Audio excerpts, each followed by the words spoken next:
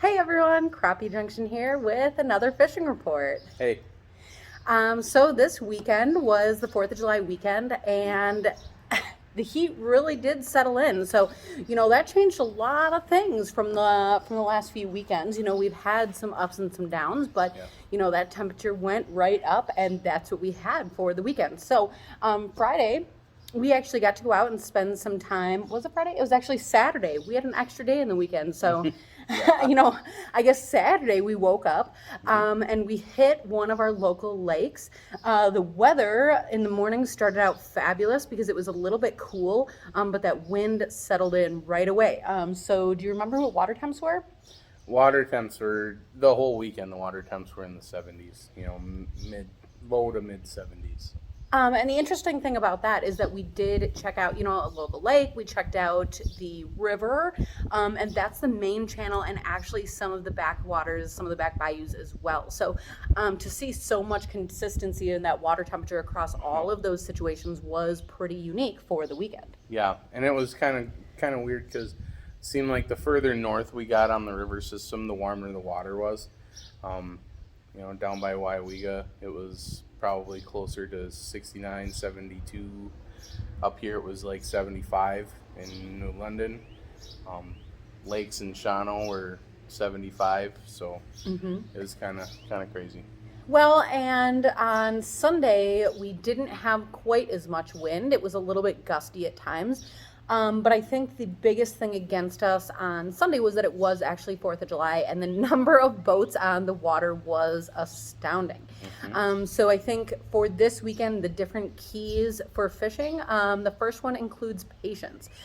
Patience as a boater, because there's a lot of people out here that maybe don't recognize all of the rules and regulations. So, I'm dealing with that. But then certainly just the fish themselves, when there is so much traffic over them in times when maybe they're not super used to it, Hmm. that shuts things down a lot. And the bite was much more finicky.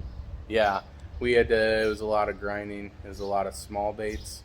I think fish moved out a little deeper with the sun being clear and high. So we worked kind of the deeper weed edges and stuff and pulled a couple, but it was tough. And then on the river, because actually before all of this heat settled in, there was quite a bit of rain. So first of all, the water levels are up actually considerably. As an angler, you can go out there and go and look for your favorite brush pile, and it might now be underwater. And the fish didn't necessarily love that. So, teasing through where fish were or weren't.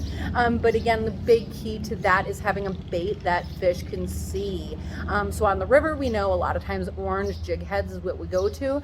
But even in this case, an orange plastic, and I'm talking like bright orange. There's nothing natural about this color. Like, think of your favorite orange highlighter, and like that's what we're fishing with. So, Yeah. having a presentation out there that has, a good enough wiggle and visibility so that the fish can see it. But again, that color is a huge attractor for that.